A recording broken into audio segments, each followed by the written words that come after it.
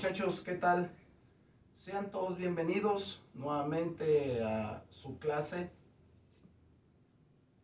dentro de la Universidad Instituto Nórdico. Antes de iniciar, permítanme presentarme. Mi nombre es Víctor Manuel Ortiz Cervantes. Yo soy servidor público y actualmente trabajo en la comisaría de la Policía de Guadalajara, donde me he desempeñado en muchos cargos, donde he trabajado en el área de criminología y criminalística dentro de la Policía de Guadalajara, así como también me he desempeñado en lugares como prevención del delito, ¿sí? En lo que viene siendo también el área operativa y en diferentes lugares, ya durante 21 años. He tenido la experiencia también en otras comisarías, como es la comisaría de Tonalá, en la comisaría de Cocula, donde me he desempeñado como comisario general en el 2010. Pues para mí es muy grato darles la bienvenida.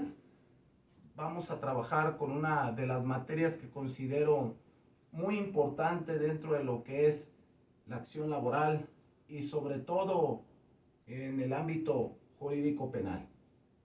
Quiero darles una especial bienvenida a los alumnos del primer cuatrimestre. Sean todos bienvenidos. Por algunos pues no soy muy conocido aún, pero para algunos otros sí soy conocido, ya que nos hemos visto en los pasillos, nos hemos visto en las prácticas, pero bueno, en fin.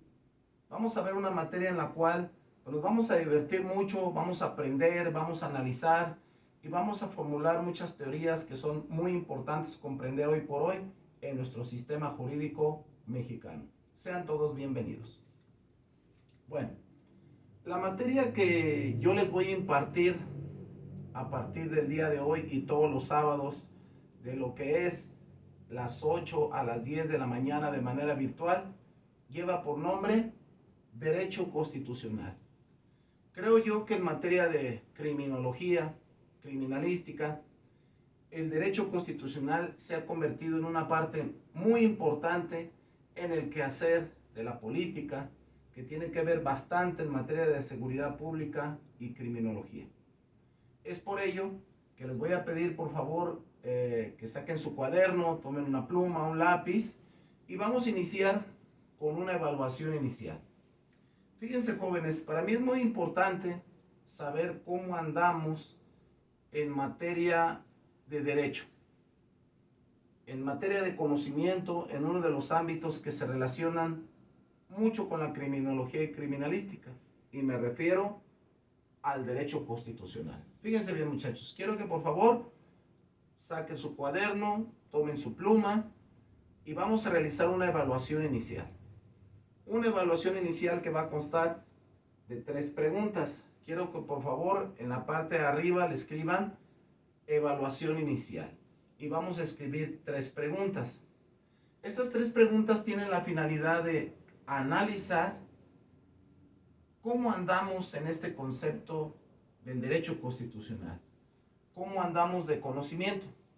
Igual no se preocupen si no saben qué es en este momento. Vamos a analizar esas 3 preguntas. Fíjense bien, anoten por favor. La primera pregunta, y es pregunta de examen, ¿qué es el derecho constitucional? Anótenle por favor. ¿Qué es el derecho constitucional? Dejamos pasar unos 3, 4, 5 renglones ahí para que se pónganle ahí lo que ustedes creen que es el derecho constitucional, ¿sí? Luego anotamos la pregunta número 2. ¿Qué significa Estado de Derecho? Pregunta número 2. ¿Qué significa Estado de Derecho?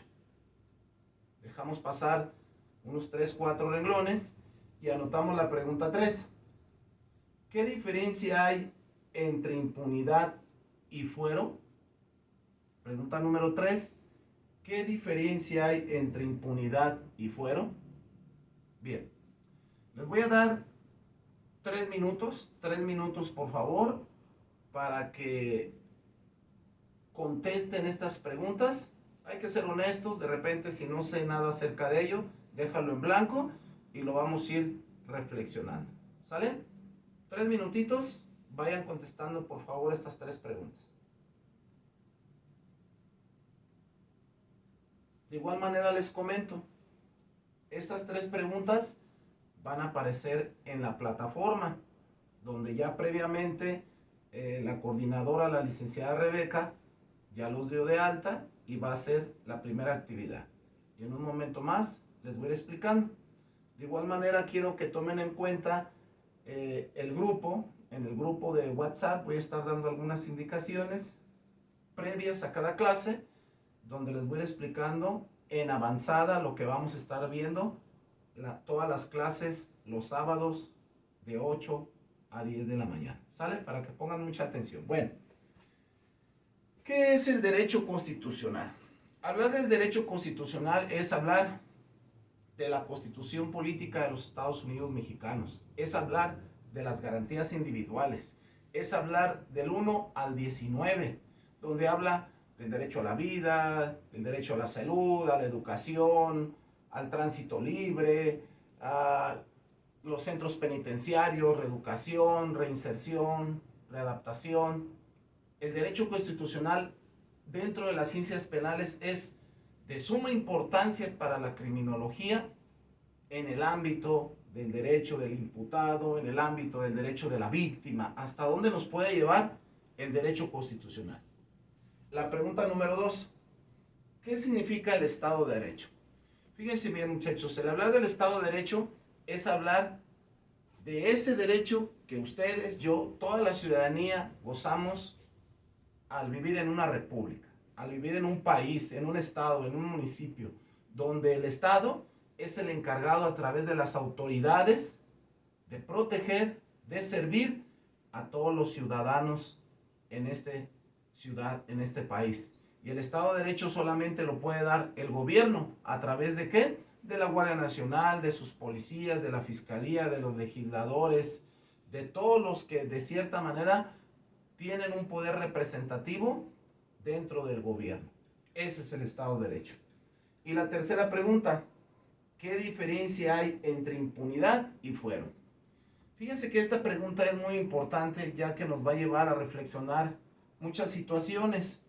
El hablar de impunidad es hablar de repente de funcionarios públicos que cometen un delito y se convierten en impunes.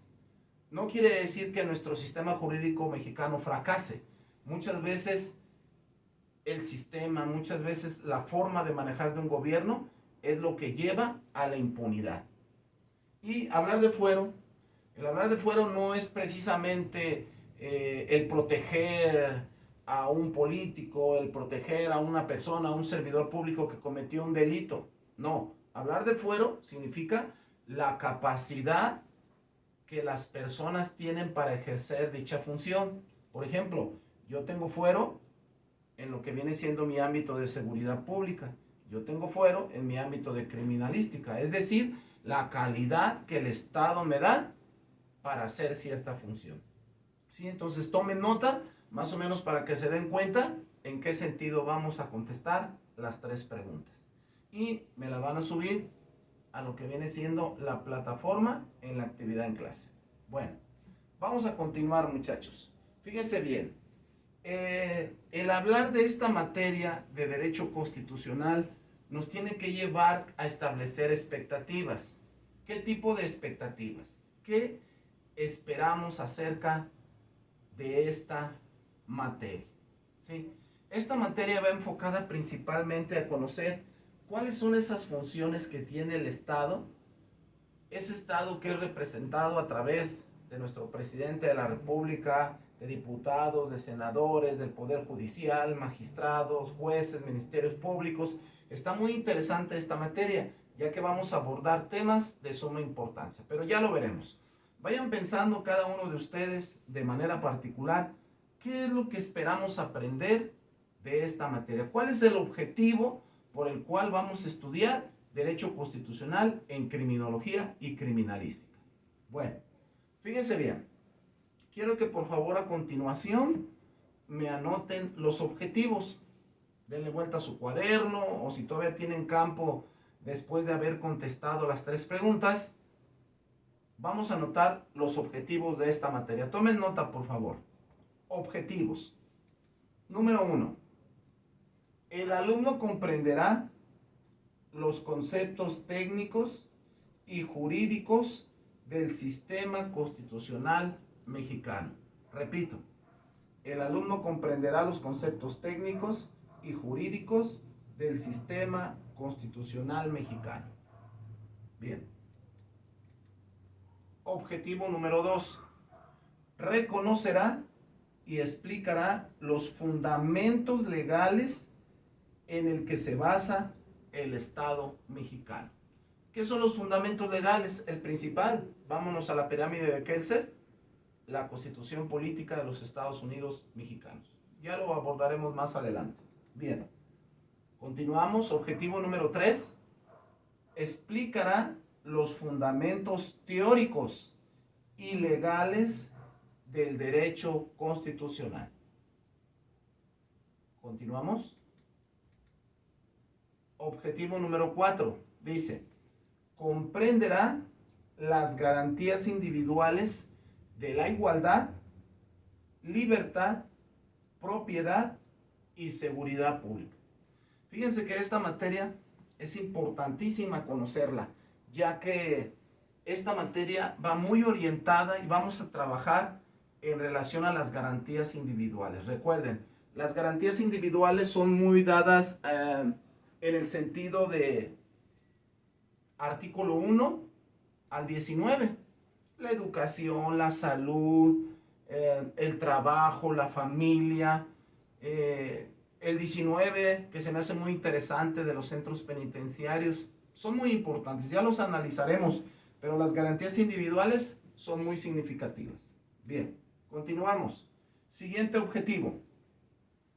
Analizará las funciones, sigan anotando por favor, responsabilidades y derechos jurídicos para el sano desarrollo de la licenciatura en criminología y criminalística. Fíjense, muchachos de primer cuatrimestre, todas las materias tienen mucha importancia, pero creo que una de las más importantes es el derecho constitucional. ¿Por qué? Porque ahí se va a basar el actuar de los servidores públicos como tal, el actuar de todos esos representantes del Estado, el actuar de todos los que conformamos ese sistema de seguridad pública. Bien, algo que nos encargó nuestro rector en relación a la materia que yo les voy a impartir en el calendario que vamos iniciando, es hablar acerca del programa de estudios. ¿Cuál es la finalidad de que ustedes sepan el programa de estudios?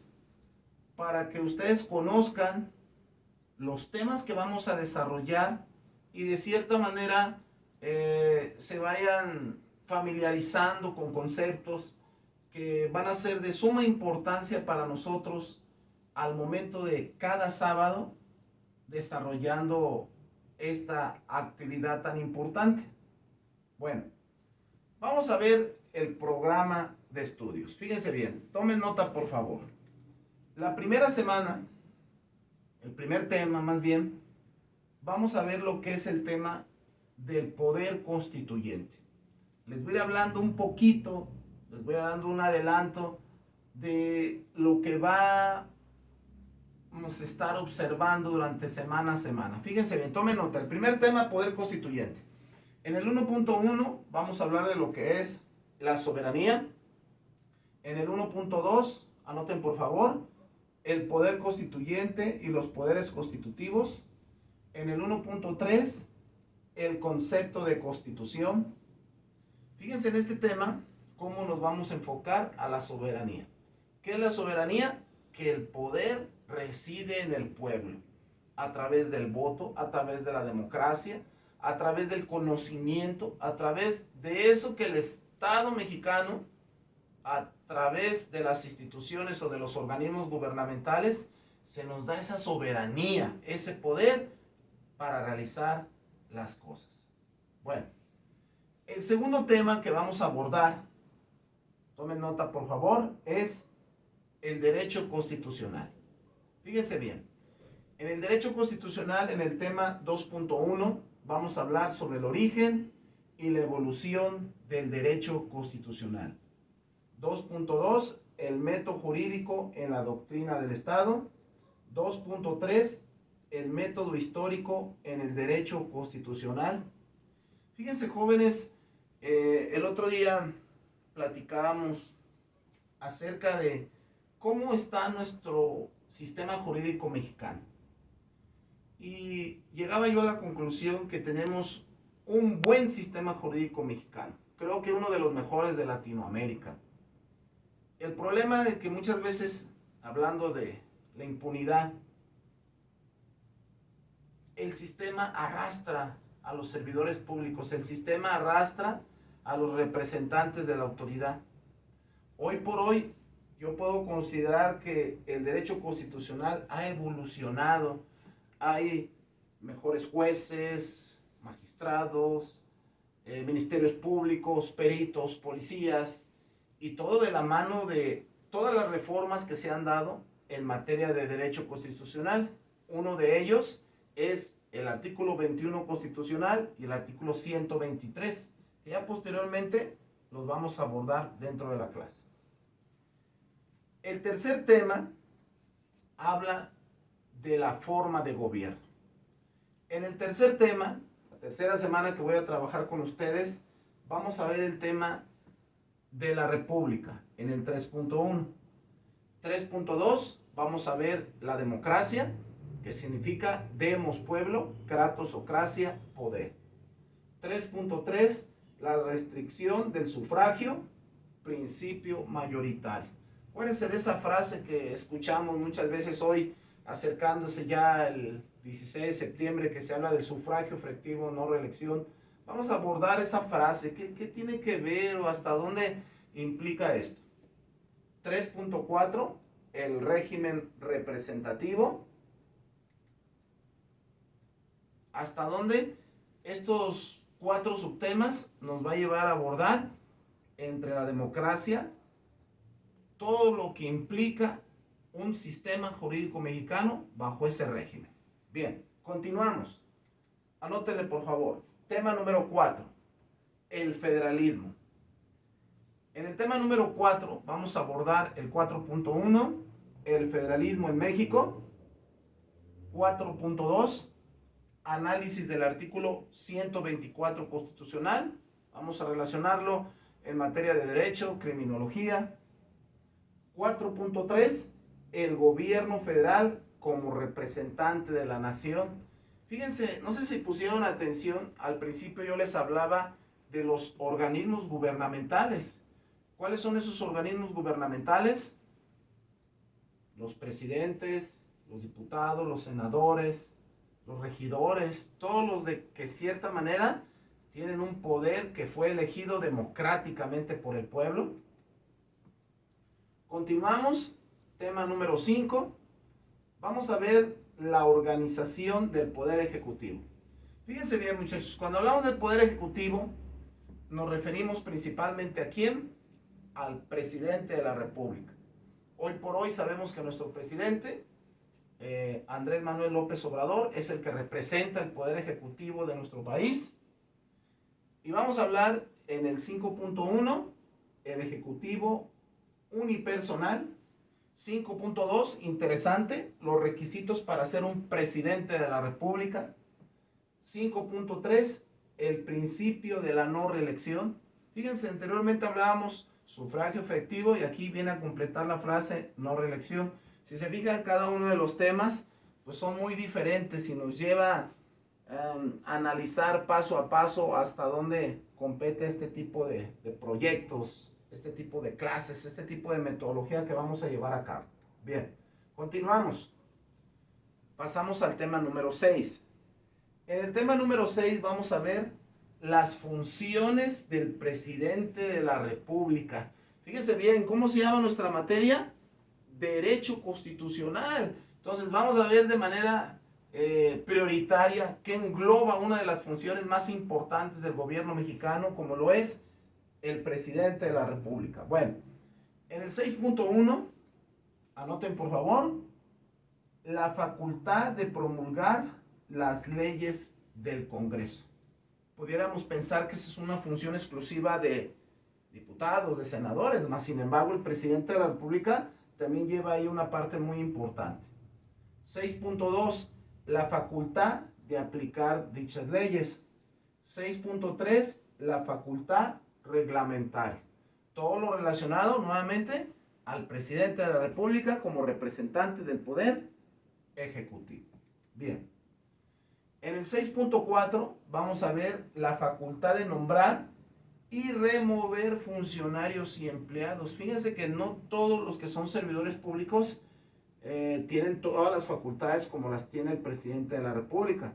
Obvio pues que el presidente de la República tendrá que delegar sus funciones en otras personas, porque si no, imagínense cómo se atiborraría simplemente en materia de seguridad pública, de criminología y criminalística. Tendría muchísimo que ver, ¿verdad? Tiene que delegar para que se trabaje en equipo. Y un tema que también tomen nota, yo lo considero muy importante y lo vamos a abordar muy a fondo, es el indulto y la amnistía. ¿Hasta dónde el poder ejecutivo, el poder judicial, tiene la facultad a través del indulto darle ese beneficio a un servidor público para que se le reduzca la pena, para que de cierta manera, en el caso de la amnistía, sea una manera de que se proteja, sea una manera en la cual él pueda llevar un amparo para que la ley no caiga el peso sobre él, sino que tenga una manera justa y sobre todo prever cualquier abuso de autoridad. Pero bueno, lo vamos a analizar uno por uno y van a ver qué interesante está ese tema. Bueno, continuamos. En el tema número 7 vamos a ver la organización del Poder Judicial Federal.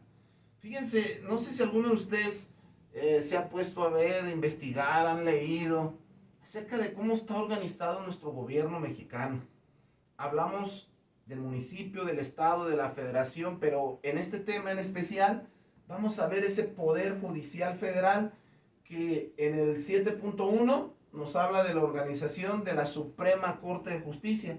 ¿Qué les decía yo al principio? Vamos a hablar de la Procuración de Justicia, un tema a lo mejor muy desgastado hoy por hoy en México, ya que muchas veces no se han logrado los objetivos que se han planeado los gobiernos en materia de seguridad pública.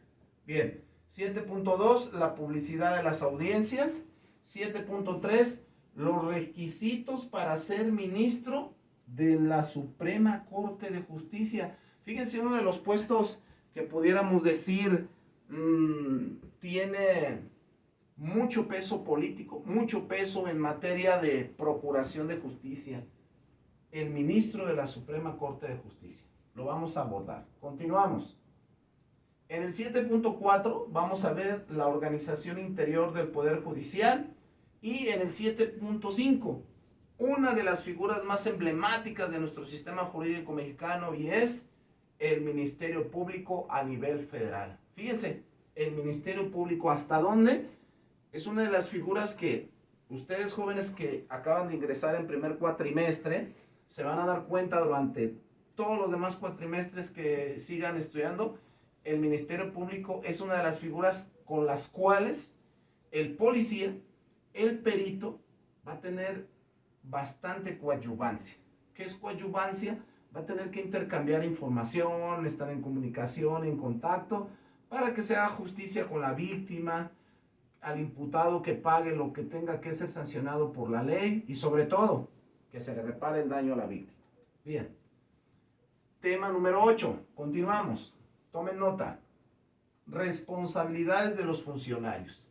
Para esa semana que vamos a hablar de las responsabilidades de los funcionarios, vamos a ver una de las preguntas que yo les planteé en lo que fue la evaluación inicial.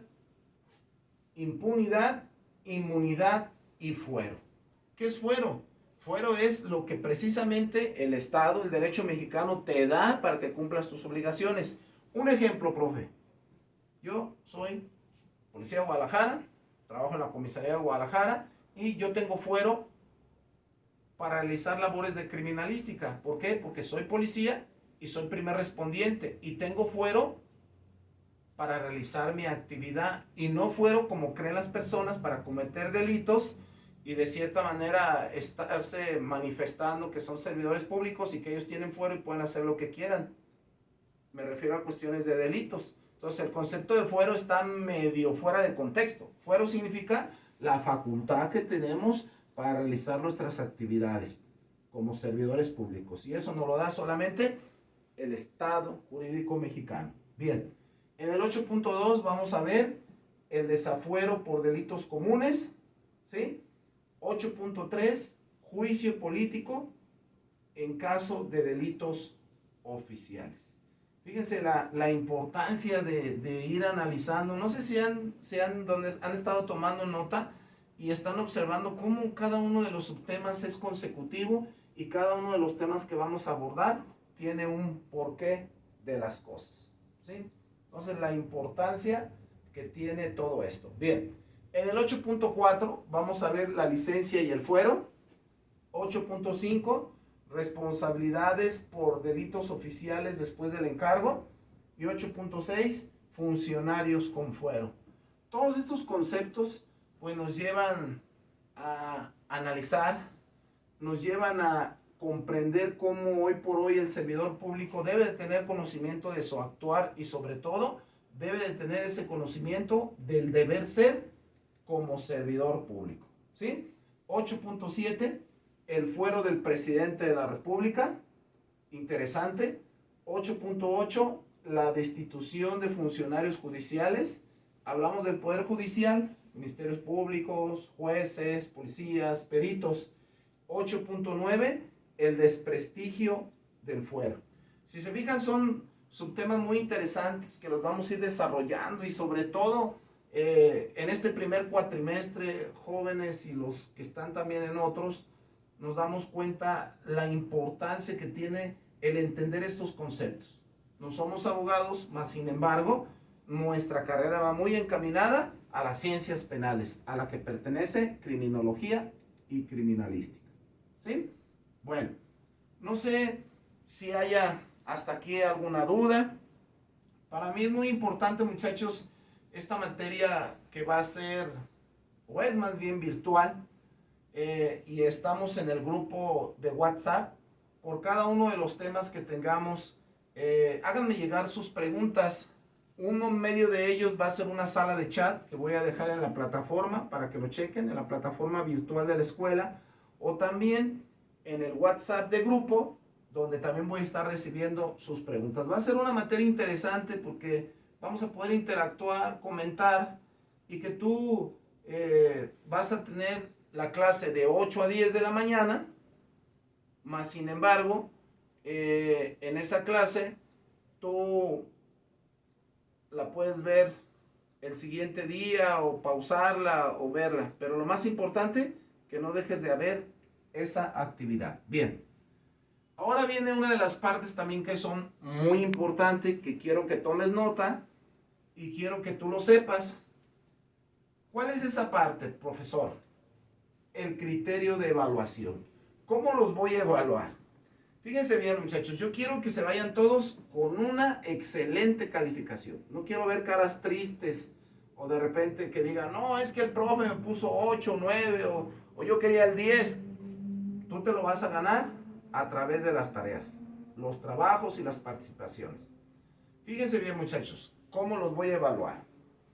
Dice, número 1, ficha técnica de lecturas y elaboración de resúmenes en portafolio digital, 10%. Fíjense bien, muchachos, este 10% tú te lo vas a ganar con tus participaciones. Que me hagas un comentario en el WhatsApp, que me hagas un comentario en la plataforma, que participes. Cada uno de ustedes va a estar agregado a la plataforma. Algunos ya conozco y de cierta manera, bueno, nos vamos a ir conociendo. Pero esos 10 puntos los vamos a generar a través de su participación. ¿Sí? El chat de la plataforma o el WhatsApp de grupo o preguntas que se generen durante las semanas. 10 puntos. Bien. Número 2. exposición de temas y debate constructivo en línea. Fíjense bien, muchachos, esto tiene un valor de 20 puntos. ¿Qué significa esto, profe? Fíjense bien, cada semana yo les voy a dejar una actividad en clase. ¿Qué significa? Por ejemplo, hoy, esta semana ya tenemos la primera actividad. ¿Cuál es la primera actividad? Las 3 preguntas. Esas 3 preguntas tú las vas a hacer en un documento de Word, evaluación inicial, primera pregunta, segunda y tercera, y las vas a desarrollar. Vas a generar un archivo de Word y me lo vas a subir a la plataforma. Vas a tener 7 días, 6 días para ser más exacto, 6 días para que subas esas 3 preguntas, esa actividad de clases, me la subas a la plataforma. Una vez que subas esas 3 preguntas en un documento de Word, ojo, no quiero fotos del cuaderno, quiero documentos en Word, ¿sí? Una vez que subas ese documento a la plataforma, vas a tener 20 puntos. Es decir, los trabajos de clase, en lugar de hacerlos en el aula, vas a tener la oportunidad de hacerlos, no sé, en la comodidad donde tú quieras, en tu casa, en la clase, si quieres ganarle tiempo al tiempo, en el salón, y lo vas a subir a la plataforma. Y eso va a tener un valor de 20 puntos, ¿sí? Hasta aquí llevamos 30 puntos. Bien. Número 3. Presentación de productos y o resultados de tópicos tratados en portafolio digital. Fíjense bien, muchachos, esta parte es muy importante. Cada semana yo voy a dejar una tarea. Vuelvo a repetir, cada semana voy a dejar yo una tarea. Esas tareas van a tener un valor de 40 puntos. Esas tareas ustedes las van a subir a la plataforma. Es decir, van a tener domingo, lunes, martes, miércoles, jueves, viernes. A las 22 horas se va a cerrar la plataforma para que me hagan llegar su tarea, así como los trabajos en clase. ¿Sí? Van a tener esos días para que suban su tarea. Ojo, ¿qué va a contener cada una de las tareas? Primera característica, una cuartilla. Segunda característica, letra Arial 12. Sin imágenes, sin dibujos. Si le pones alguna imagen, bueno, escríbeme más información. Tercero, quiero que por favor me escriban la bibliografía, es decir, de dónde sacaron esa información. Es muy importante para mí.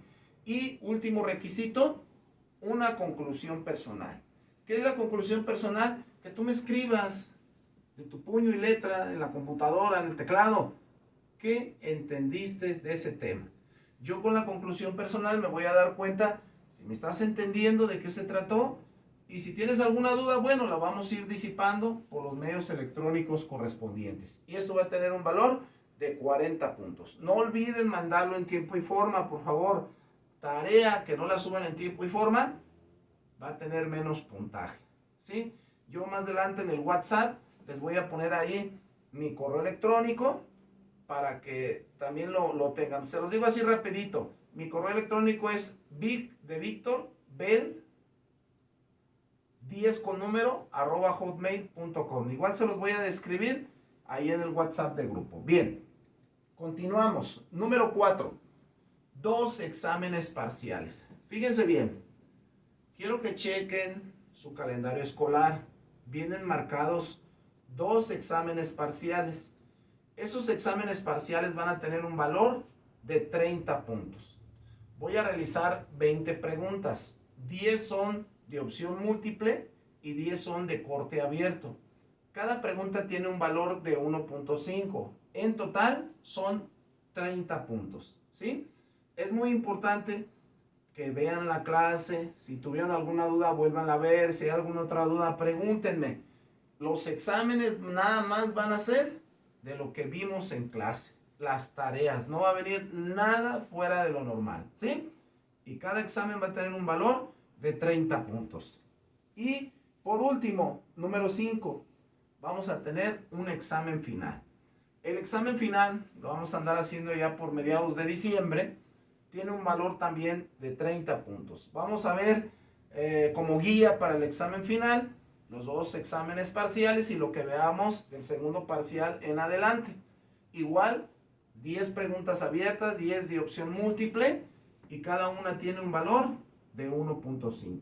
Aquí ya tenemos el total de lo que es la evaluación, 100 puntos. Yo quiero que la mayoría se vaya con buena calificación. Aquí lo importante, jóvenes, por experiencia con otros grupos, es de que no dejen de enviarme tareas, no dejen de enviarme trabajos, sus participaciones, ya sea en el WhatsApp o ya sea en la plataforma, y verán que no vamos a tener ningún problema. Y sobre todo, nos vamos a llevar un conocimiento muy importante. ¿Sí? Bien. Punto número 6. Dice, la acreditación estará sujeta al cumplimiento de la calificación mínima de 60. Ojo, muchachos, no es el OXXO, que saqué 5.8, póngame 6, no se redondea la calificación. Voy a ser muy justo con quien trabaje, va a tener buena calificación.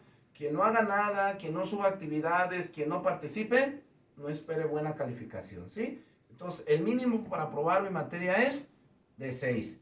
Pues creo que estamos en una licenciatura y creo que para mí es pensar en el 100, en la excelencia. Para eso estamos. Bien. Punto número 7. Las faltas a clases. Si son más de la mitad o no están justificadas debidamente, vas a repetir la materia. Fíjense bien. ¿Cómo voy a nombrar lista de asistencia? Con tus participaciones y con tus tareas. Si tú no me subes tarea, tienes falta. Si tú no me subes participaciones o trabajos en clase, tienes falta. Entonces, sube tus tareas, sube tus trabajos y no vas a tener ningún problema. Porque déjenme decirles, para que tengan derecho al ordinario, tienen que tener mínimo 2 faltas. Para irte extraordinario, 3 o 4 faltas. Y para repetir la materia, 5 o 6 faltas. Entonces, toma nota para que no haya ninguna dificultad en ese sentido. Bien. Se nombrará lista de asistencia. Bueno, ya lo comentábamos ahorita con las tareas y los trabajos. Es como voy a tomar la asistencia, principalmente con los trabajos en clase. Las tareas, pues ya sabemos que va a ir una semana adelante. Pero si veo poca participación en la plataforma de parte de ti, bueno, lo voy a estar considerando como una falta. Bien. Si con tus calificaciones de los parciales, participaciones y trabajos no alcanzas promedio, te vas a ir extraordinario. Es increíble, jóvenes, que ya para terminarse el cuatrimestre me pregunten, ¿cuánto saqué? ¿Cómo voy? O hay alumnos que de repente llegan y me dicen, vengo a hacer el examen, ya pagué el mes, ya estoy al corriente. Bueno, si no te presentas conmigo, si no subes trabajos, si no subes tareas, aunque tú hayas cubierto tu mensualidad o tu pago, pues no te voy a poder poner calificación. Para mí es más importante, en mi función como docente, que trabajes, que aproveches, que participes, y la cuestión administrativa queda aparte. Pero si yo veo que tú nunca te presentaste, nunca subiste comentarios, no hiciste nada, te voy a reprobar, te voy a mandar a extraordinario o a repetir la materia. Entonces es muy importante, muchachos, tómenlo en cuenta, cómo nos vamos a manejar. Bien, entonces, a grandes rasgos, muchachos, esta es la manera con la cual, pues, vamos a trabajar. No sé si alguno de ustedes tenga una opinión, háganmela llegar, por favor, al grupo, háganmela llevar a la plataforma. Esta es la manera con la cual vamos a trabajar. Y creo que, pues, va a ser de suma importancia, vamos a aprender mucho, pero pues bueno, es importante poner las reglas sobre todo para que esto salga de una manera correcta y satisfactoria. ¿Sale? Entonces, este es el encuadre de la materia, esta es mi forma de evaluación y pues, como les comento, si hay algún comentario o algo más que agregar, pues háganmelo saber y con todo gusto les voy a responder. Ya se generaron el grupo de WhatsApp. Hay que estar muy pendientes a los avisos, comenten. Igual cualquier situación personal, bueno, ahí va a estar mi número también ahí grabado. Mándenme un mensajito, de repente a lo mejor no les voy a poder contestar luego porque ando en las motocicletas, en la comisaría y pues casi no acostumbro contestar el teléfono cuando ando patrullando o haciendo alguna labor, ya que ando en la motocicleta. Bueno, entonces, tomen nota y vamos a iniciar. Bien, fíjense bien, muchachos, voy a ir adelantando ya el primer tema, pero antes de iniciar con este primer tema, me gustaría dar un bosquejo así de forma general de qué trata esta materia. ¿Cuál es el objetivo que el alumno en criminología y criminalística conozca de esta materia que es muy importante en su formación y más los de primer ingreso? Fíjense, muchachos, que el derecho constitucional, su nombre lo dice, vamos a englobarlo todo en la Constitución. Vamos a englobarlo, la mayor parte de esto, en las ciencias penales, en el derecho, obvio, de la mano de criminología, criminalística. Ya les comentaba yo al principio la importancia del artículo 21 de la Constitución, del Ministerio Público y la coadyuvancia con los policías. El 123, las reformas que ha habido en materia de seguridad pública, de la mano de Enrique Peña Nieto, expresidente de México. Y sobre todo, yo lo veo en el sentido de cómo un servidor público, un licenciado en criminología y criminalística, tiene que conocer su jurisdicción, tiene que conocer su jurisprudencia para poder ser un buen servidor público. Y hablar de un buen servidor público es hablar de alguien que conoce sus obligaciones y sus deberes. De hecho, esto en el Código Nacional de Procedimientos Penales, en el artículo 132, habla de las obligaciones del policía, tanto a nivel municipal, estatal y federal. Bueno, esta materia es muy importante.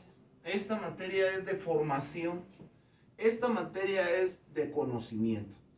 Un conocimiento que se tiene que llevar a la práctica, que se tiene que llevar a servir a la ciudadanía, no a servirnos de ella. Entonces, en el primer tema, tomen nota por favor, vamos a abordar el primer tema. Vamos a ver lo que es el poder constituyente. Fíjense bien, muchachos, el hablar del poder constituyente en este primer tema es hablar del Estado de Derecho. Fíjense bien, muchachos, en este tema yo lo voy a abordar el Estado de Derecho desde el punto de vista de un jurista que es muy renombrado, es uno de los creadores del Código Nacional de Procedimientos Penales, investigador de la Universidad Nacional Autónoma de México, maestro en Derecho, y me refiero al doctor Miguel Carbonell. Fíjense bien, igual manera los invito a que lo agreguen en sus redes sociales. Habla mucho del derecho constitucional, muy englobado a los derechos humanos, a la criminología, a la criminalística, de la mano de Luis Rodríguez Manzanera. Pero bueno, fíjense bien, pregunta de examen. ¿Qué es el Estado de Derecho? Fíjense bien, primeramente, tendremos que entender qué significa Estado. Hablar de Estado se define como una organización jurídica de una sociedad bajo un poder de denominación que se ejerce en determinado territorio. Una organización jurídica se refiere a alguien, algo que sustenta el Estado. ¿Quién es el Estado? El gobierno. ¿Quién es el gobierno? Organizaciones que son representadas por servidores públicos que a través de la democracia tú los elegiste mediante el voto. Entonces, hablar de Estado nos lleva a hablar ya de lo que es propiamente el Estado de Derecho. Fíjense bien, pregunta de examen. ¿Qué es el Estado de Derecho? El Estado de Derecho es aquel, toma nota, que se rige por un sistema de leyes e instituciones ordenadas de una constitución. Fíjense bien, si nos vamos a la pirámide de Kelser, en la parte superior es la Constitución Política de los Estados Unidos Mexicanos, obvio, a la par de los tratados internacionales. De ahí hacia abajo están la Ley Penal Federal, la Ley Penal Estatal, los reglamentos, la doctrina, la ley no escrita, bueno, etcétera, etcétera. Pero todo emana de la Constitución. Bien, Estado de Derecho. Es el fundamento jurídico de las autoridades y funcionarios que se someten a las normas jurídicas escritas.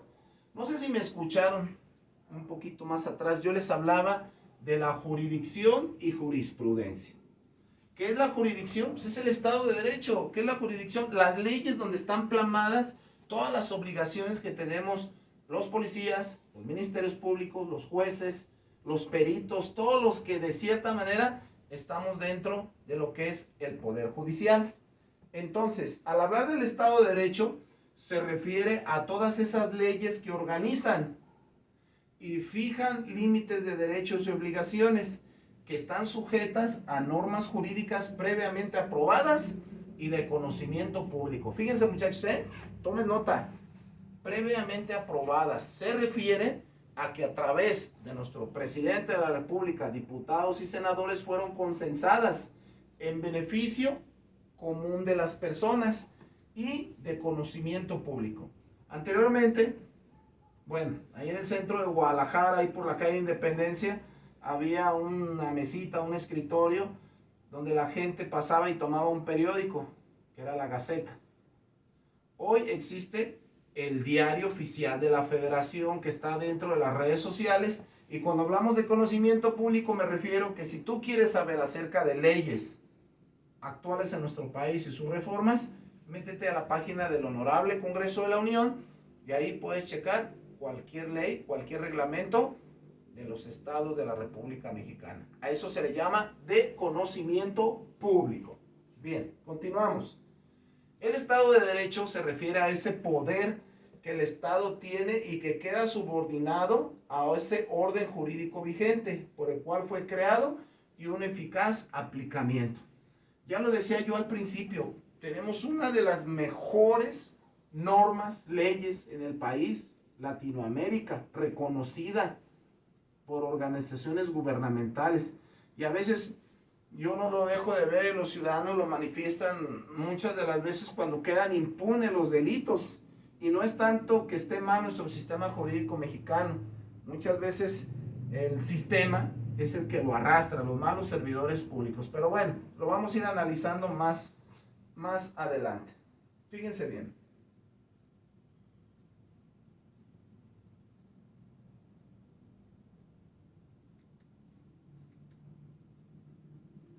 Estado de Derecho, creando así un ambiente de respeto absoluto del ser humano y de orden público. Fíjense hasta dónde hoy por hoy los ciudadanos salen a la calle y tienen ese temor de ser asaltados, tienen ese temor que la delincuencia común, tienen ese temor que la delincuencia organizada, pues se ha generado en los últimos años. Y hasta dónde el Estado no ha sido capaz de poder eliminar totalmente esos delitos que tanto nos acechan. Por mencionar hoy por hoy el tema de las personas desaparecidas, el feminicidio, la violencia intrafamiliar, tantos y tantos delitos que hoy por hoy desgastan a los ciudadanos en México. Hasta dónde ese Estado de Derecho busca precisamente a través de las acciones de las policías, de la Procuración de Justicia y de todos los organismos gubernamentales que intervienen, llevar un ambiente de respeto sano, que tú puedas salir a la calle sin que tengas el temor de ser asaltado o robado. Entonces, en conclusión, fíjense bien, vamos a desarrollar este pequeño mapa conceptual. Fíjense bien, tomen nota, váyanlo, denle vuelta a su cuaderno y vayan haciendo ese mapa conceptual y le vamos a poner en la parte de arriba Estado de Derecho. Fíjense bien, todo lo que yo he venido hablando durante estos últimos 5 o 10 minutos lo voy a plasmar en este mapa conceptual. En la parte superior de arriba dice Estado de Derecho. ¿Qué conforma el Estado de Derecho? El Estado como un organismo gubernamental en la parte del centro, el derecho, que son sus leyes, sus normas, ¿sí? Las organizaciones, estamos hablando de organizaciones como lo son ayuntamientos, como lo son Fiscalía, CEMEFO, estamos hablando en el sistema de procuración de justicia. Si nos vamos del otro lado, bueno, existe la Secretaría de la Defensa Nacional, la Marina, sí, existe, por ejemplo, a nivel municipal, el CIAPA, la Tesorería Municipal, todo eso me refiero a organismos gubernamentales, ¿sí? Luego, políticas. ¿Qué son las políticas? Bueno, como se rigen los gobiernos, ¿sí? Los gobernantes, que podemos hablar, es las personas que llevan a cabo, en este caso, un presidente municipal, un regidor, un secretario síndico, un tesorero, un oficial mayor. Las normas, ¿cuáles son las normas por las cuales nos vamos a regir? Los reglamentos internos, en otras palabras, y sobre todo las leyes. Entonces, palabras más, palabras menos, muchachos. El Estado de Derecho se conforma en general por 7 elementos, que es el Estado, las organizaciones, la política, los gobernantes, el derecho fundamental, las normas y las leyes, ¿sí? El Estado de Derecho nos lleva de esa manera, pues muy importante, pues a generar de cierta manera esa empatía, esa tranquilidad que se debe de dar. Bueno, entonces, fíjense bien, pregunta de examen. Para ser considerado como Estado de Derecho, debe de cumplir las siguientes normas. ¿A qué me refiero con que debe de cumplir las siguientes normas?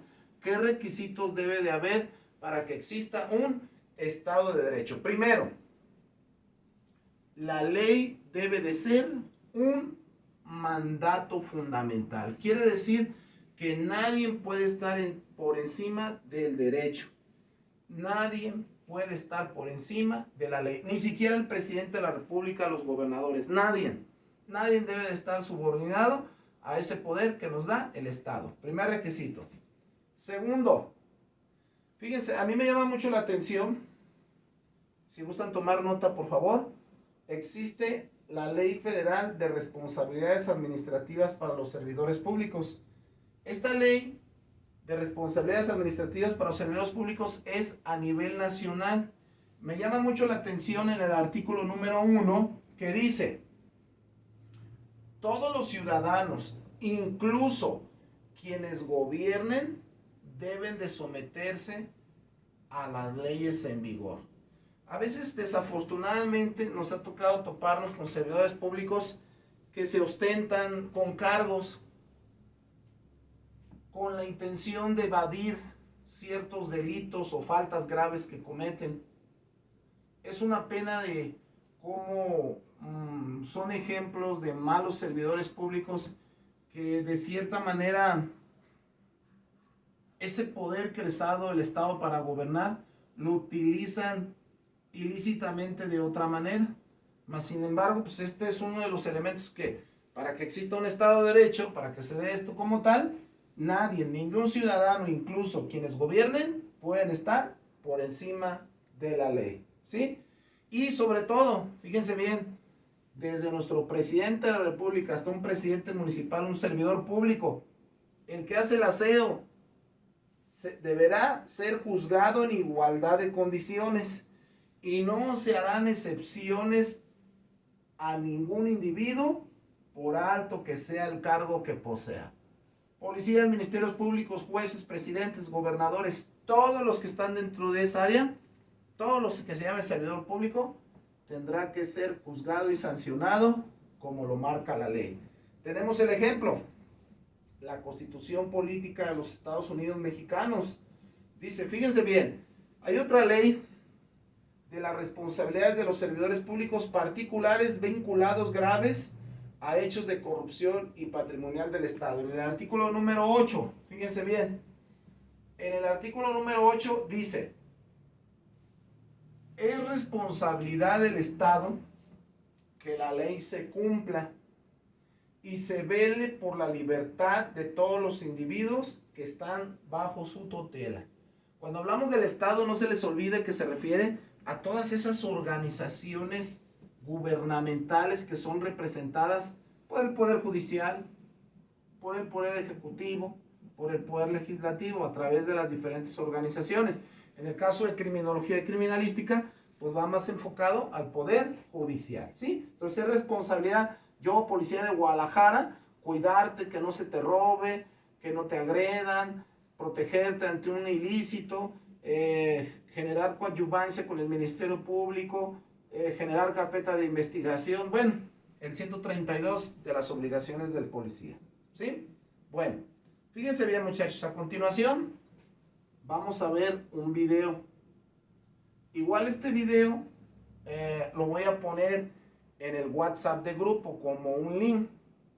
Es un video que nos habla acerca de lo que es el Estado de Derecho. Vamos a reafirmar un poquito de lo que hemos estado hablando durante la clase y quiero que lo escuchen este video con atención. Igual, como les digo, si no se escucha muy bien, voy a generar el link en el WhatsApp de grupo para que lo puedan ver posteriormente. Este video es hecho por el doctor Miguel Carbonell. Vamos a escucharlo, por favor. Tomen mucha atención.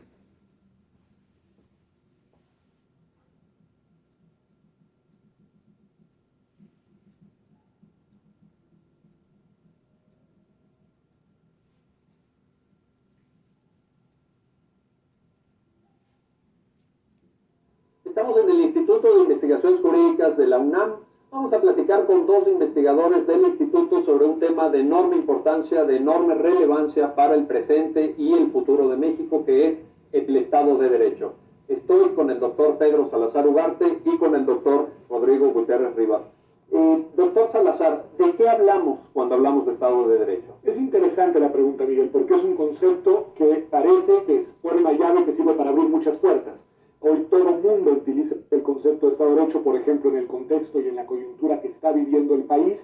Escuchamos a muchos actores muy relevantes de la política, de los espacios institucionales, de la sociedad civil, de la academia, que dicen que en México urge poner en práctica un Estado de Derecho. Y me temo que cuando se hace esta aseveración, se está haciendo referencia a cosas que probablemente son muy distintas. Porque en un nivel, digamos, muy general, podemos decir que un Estado de Derecho es un Estado que se articula a través de normas jurídicas y en el cual, en efecto, esas normas que sirven para organizar al poder y para articular las relaciones del poder con los ciudadanos y de estos entre sí, se observan, funcionan, son eficaces. Pero el problema es que el contenido de esas normas jurídicas, la manera en la que se modulan esas relaciones entre los poderes y entre los poderes y los gobernados, pueden ser muy distintas. Y creo que ahí es donde tiene sentido decir que no todos los estados de derecho son iguales.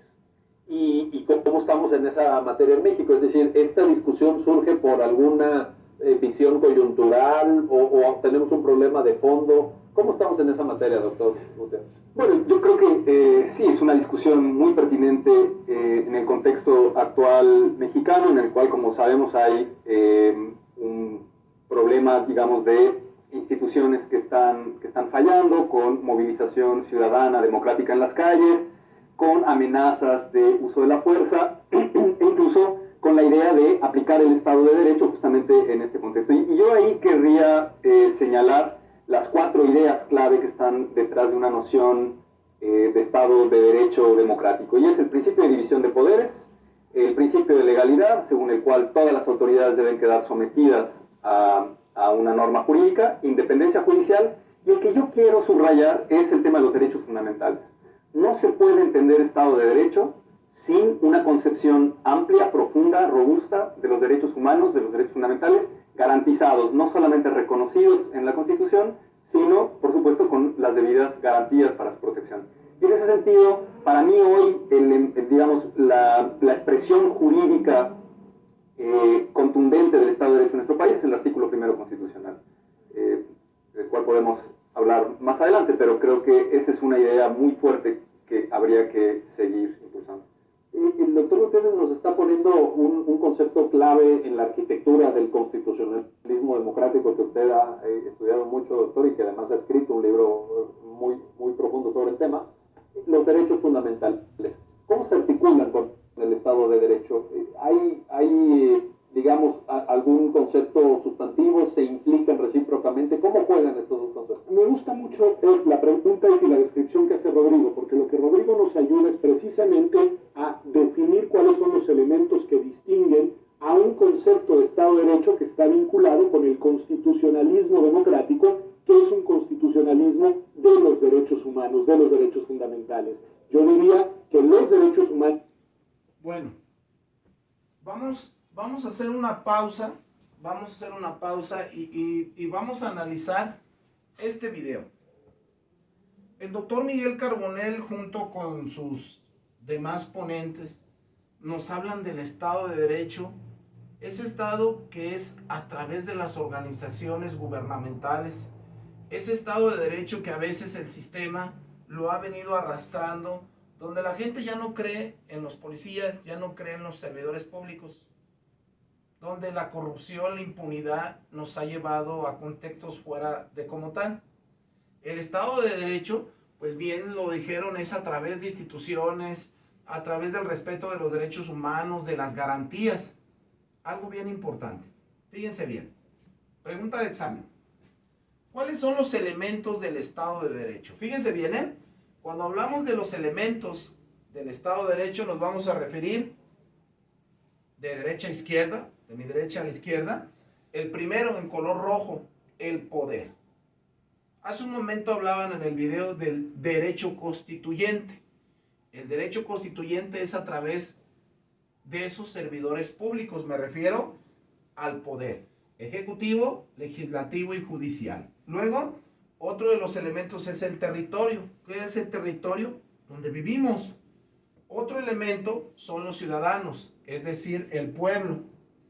Otro elemento es el reconocimiento internacional, que ese se da a través de organizaciones como la ONU, la FAO, la UNESCO.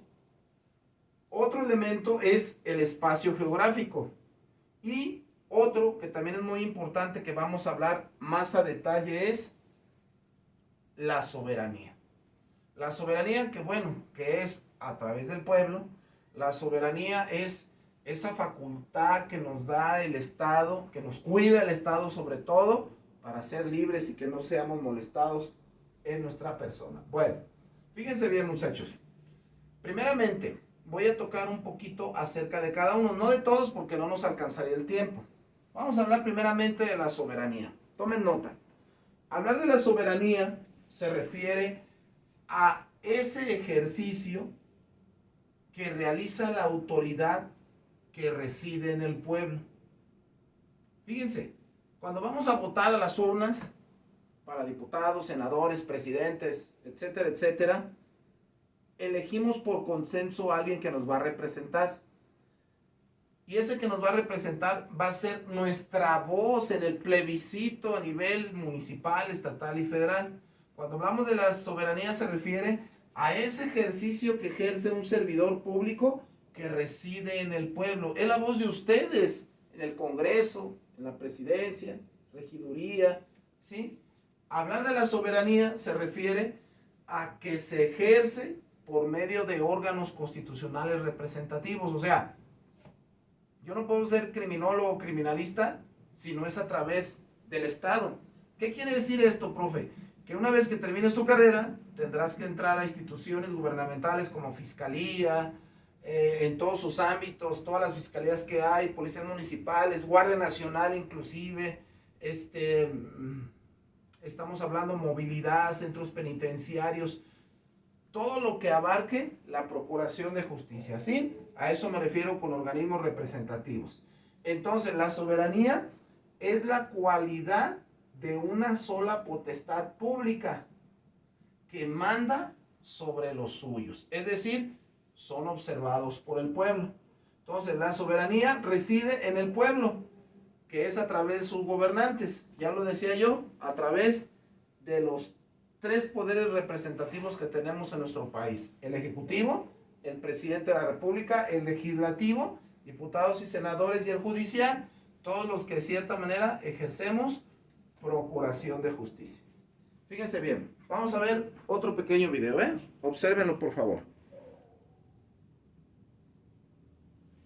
Soberanía real consiste en que el Estado mexicano le pueda dar a los más de 115 millones de personas personas que habitan en el territorio nacional los recursos que esas personas requieren para tener calidad de vida. Y solo se va a robustecer la soberanía si podemos explotar la enorme riqueza que por fortuna la geografía puso a nuestro alcance.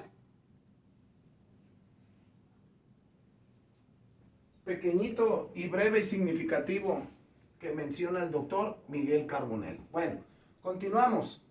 Hablar de la soberanía se refiere a ese poder superior, esa suprema autoridad que distingue y lo caracteriza el poder del Estado. ¿Se dan cuenta hasta aquí la importancia de ser un servidor público? ¿Se dan cuenta hasta aquí la importancia de tener conocimiento, la importancia de tener experiencia, la importancia de llevar a cabo todo este tipo de conocimiento que lo llevamos a cabo en las aulas y que lo llevamos a la práctica cuando ya estamos trabajando en los lugares? Por lo tanto, la soberanía se afirma como esa superioridad sobre cualquier otro poder sin aceptar limitaciones y subordinaciones. Fíjense, muchachos, lo difícil a veces que es ser un servidor público. Un servidor público significa compromiso, honradez, lealtad, respeto a los derechos humanos y sobre todo, creo yo, un compromiso que tenemos con la gente. ¿Sí? Fíjense bien, aquí ustedes pueden observar nuevamente en este mapa conceptual los tipos de soberanías. Por ejemplo, la externa, que se refiere a un Estado independiente que no se encuentra limitado a ninguna comunidad política.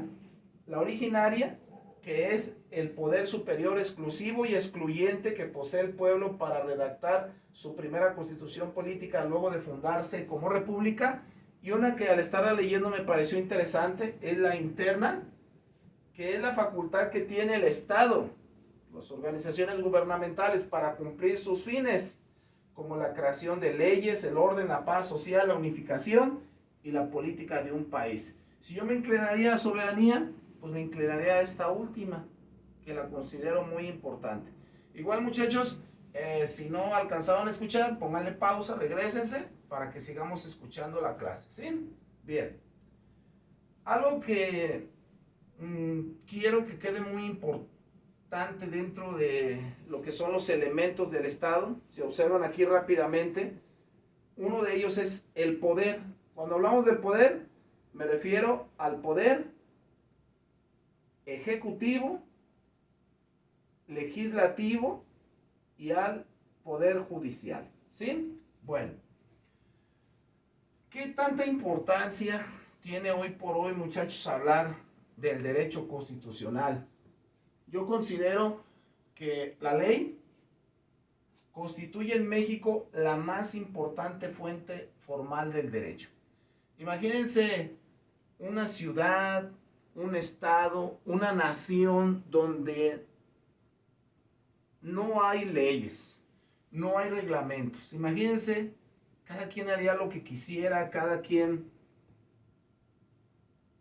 pues no habría un libre albedrío, no había ese estado de derecho que nos dan las autoridades a través de los organismos. Entonces es por eso que se considera la fuente formal del derecho, ¿sí?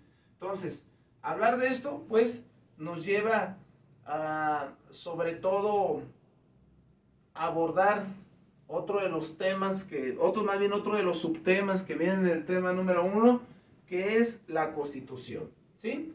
Tomen nota, no dejen de estar formulando sus preguntas ahí en clases, en su salón, en su casa, donde lo estén volviendo a ver el video, y vamos a hablar acerca de la Constitución. Fíjense, importantísimo concepto en materia de derecho constitucional.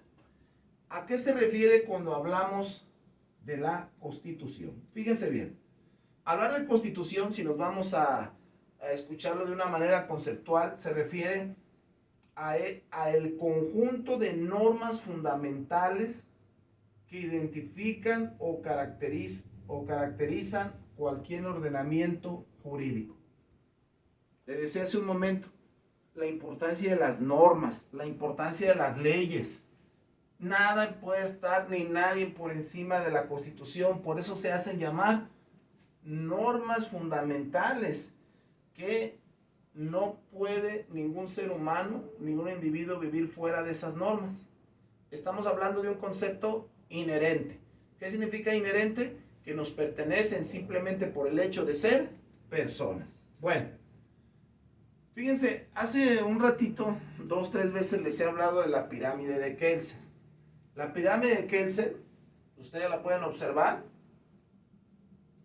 entre la Constitución y los tratados internacionales, que se habla de que nada está por encima de la Constitución y los tratados internacionales. Bueno, se consideran hoy por hoy que van a la par. Luego vienen las leyes federales, luego las leyes estatales, los reglamentos municipales, la jurisprudencia y la doctrina. Si hablamos de la Constitución, nos vamos a referir a la pirámide de Kelsen. Todos esos elementos, reglas, normas, leyes, doctrina, jurisprudencia, que van englobados de esa parte.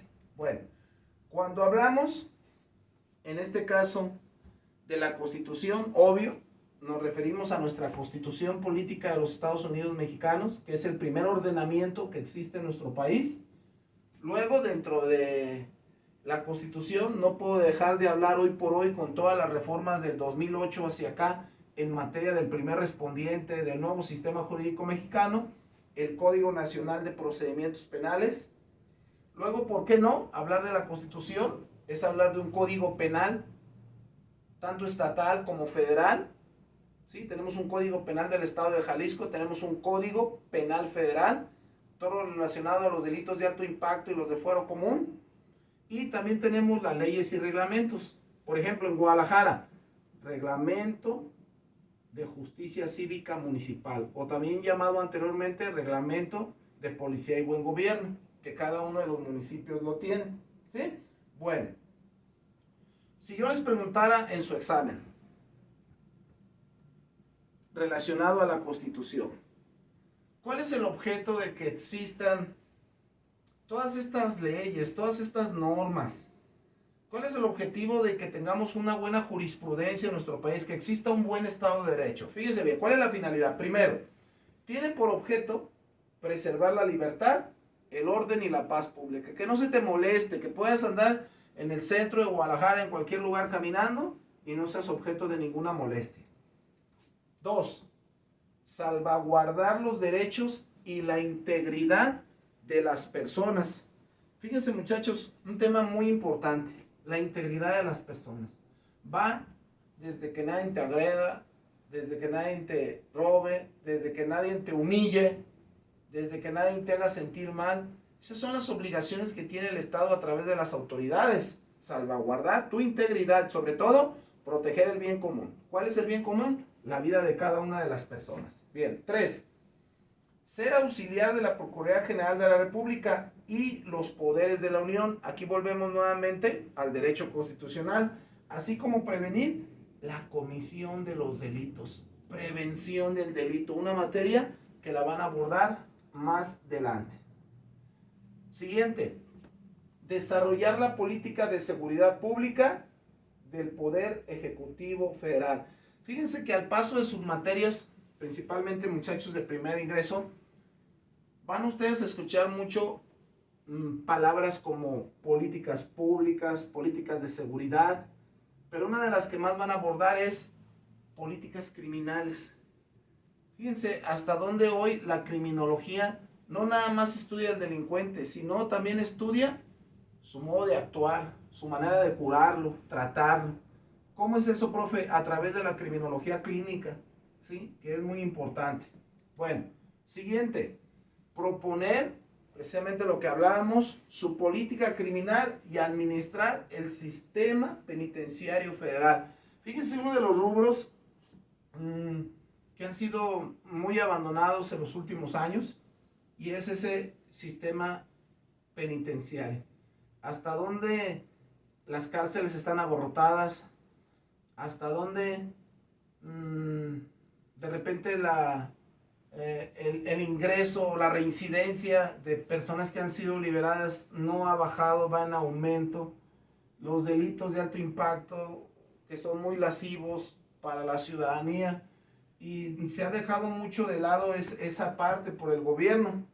Otro más también muy importante es el tratamiento de los menores infractores, de acuerdo a la ley orgánica de la administración pública. Hoy por hoy, los menores se sienten impunes.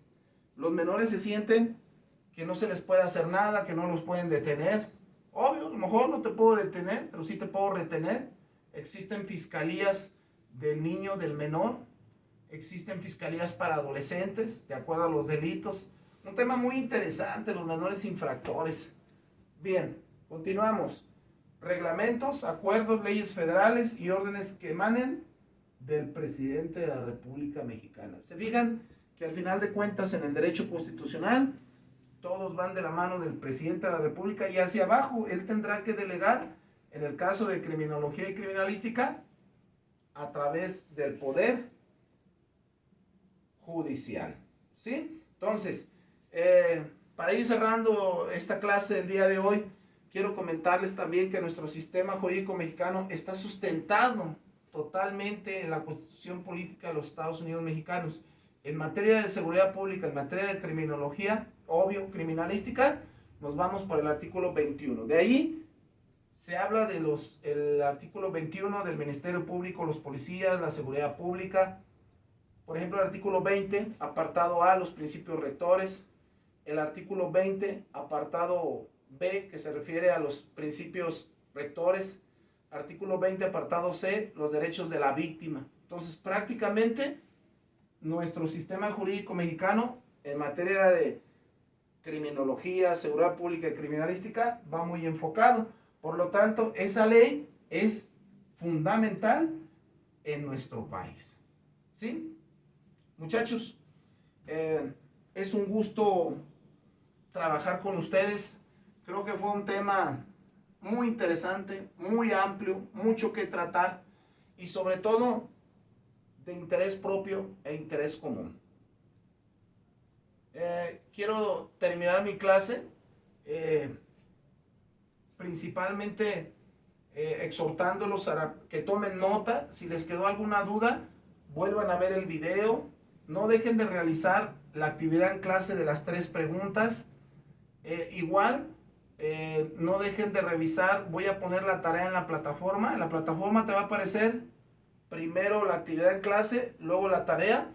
Recuerden que tienen hasta el próximo viernes a las 10 de la noche con las características que yo les dije para subir su tarea. Y comuníquense conmigo en el WhatsApp, cualquier duda que tengan, para yo irlas disipando durante lo que viene siendo todas las clases que vamos a tener hasta mediados de diciembre. Pues no me queda más que despedirme de ustedes. Recuerden, mi nombre es Víctor Manuel Ortiz Cervantes. Su servidor, soy licenciado en Seguridad Pública en el área de Procuración de Justicia. Muchas gracias y nos vemos hasta la próxima. Queden pendientes ahí y observando la tarea. Igual nos estaremos comunicando por el WhatsApp del grupo. Hasta luego y es un gusto conocerlos. Nos vemos.